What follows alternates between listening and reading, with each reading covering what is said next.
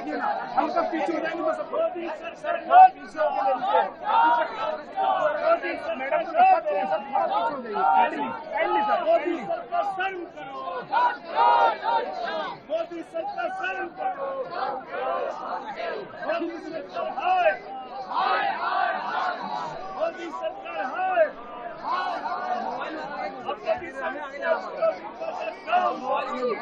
X किया हुआ है सर, पीछे हट जाइए, अंदर चले जाइए। इतना अच्छा हो गया सर, प्लीज थोड़ा तो मानिए sir, please, thank you.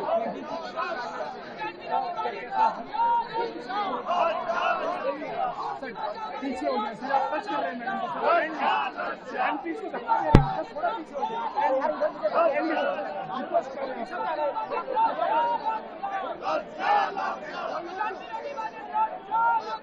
MP को टच मत करो सर, आप सबसे ज्यादा कर रहे हैं। जो बजट पेश हुआ है, इस बजट से दिखाई दे रहा है कि सरकार कितनी कमजोर है। हम सब लोग तो किसान के लिए उसका समर्थन मूल्य मांग रहे थे। हम लोग किसान के लिए पैकेज मांगते हैं, गरीब के लिए पैकेज मांगते हैं, लेकिन ये सरकार देखिए आप किसको पैकेज दे रही है। जो सरकार चलवा रहे हैं, सरकार चलाने के लिए पैकेज मिल रहा है। बिहार को पैकेज मिला, आंध्र प्रदेश को पैकेज मिला। हम ये नहीं कहते कि पैकेज नहीं मिलना चाहिए, डेवलपमेंट के लिए, इंफ्रास्ट्रक्चर के लिए पैसा मिले, लेकिन दूसरे प्रदेशों के साथ भी भेदभाव न हो। उत्तर प्रदेश को क्यों नहीं पैकेज मिल रहा है? बिहार की अगर बाढ़ रोकनी है तो नेपाल से बात करनी पड़ेगी भारत सरकार को, और उत्तर प्रदेश की बाढ़ जब रुकेगी तो बिहार की बाढ़ भी रुक जाएगी। जो एक्सप्रेसवे आप बिहार को दे रहे हैं, अगर यूपी से भी जोड़ देंगे तो ज्यादा देश का भला होगा। तो हम किसी को पैकेज देने के खिलाफ नहीं है, लेकिन उत्तर प्रदेश के साथ भेदभाव होगा उसको स्वीकार नहीं कर सकते। आपने 10 साल में नौजवानों की नौकरी छीनी, उनका वेतन छीना, उनको बढ़ने आगे नहीं दिया। अब आप नौकरी कैसी देना चाहते हो? 5,000 रुपए की नौकरी। और तब जब सरकारी कर्मचारी ये मांग कर रहे हैं कि 8वां वेतन आयोग लागू हो, अगर सरकारी कर्मचारी महंगाई को देख करके 8वां वेतन आयोग मांग रहे हैं और आप 5,000 की नौकरी दे रहे हैं, पहले तो 10 साल आपने रोजगार बनाया, अब आप रोजगार की बात कर रहे हैं। सर, कांग्रेस इसको भाजपा बचाओ बजट कह रही है, क्या आप भी उस लाइन पे ही? नहीं, मैं उस लाइन पे नहीं हूँ। मैं इस लाइन में हूँ कि हम तो पैकेज मांगते हैं आपके लिए, नौजवानों के लिए, आपके लिए, लेकिन ये तो पैकेज से सरकार बना रहे हैं। अगर पैकेज से ही सरकार बननी है तो मैं आपसे कहूंगा, जिन पार्टी के लिए आपने सवाल पूछा, हम इंडिया गठबंधन वाले लोग भी पैकेज तैयार रखें, अगर पैकेज से ही सरकार बननी है तो। देखिए अब तो सुप्रीम कोर्ट ने कह दिया, मैं क्या कहूँ। अब तो जो दिख रहा है वो भी नहीं देखना पड़ेगा, बंद कर ले आंखें, और क्या। सर, आज किसान राहुल गांधी को माफी मांगनी चाहिए कि उन्होंने नहीं, अब सुप्रीम कोर्ट के जो फैसला आ जाए उसके बाद हम कुछ नहीं कह सकते हैं, लेकिन ये कई बार ये बात तो आती है मन में कि भाई एक ही सेंटर से इतने कैसे पास हो रहे हैं।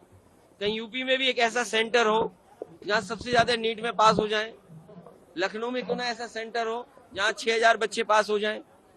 हम तो यही सोच सकते हैं, लेकिन सुप्रीम कोर्ट के फैसले के आगे हम क्या कह सकते हैं।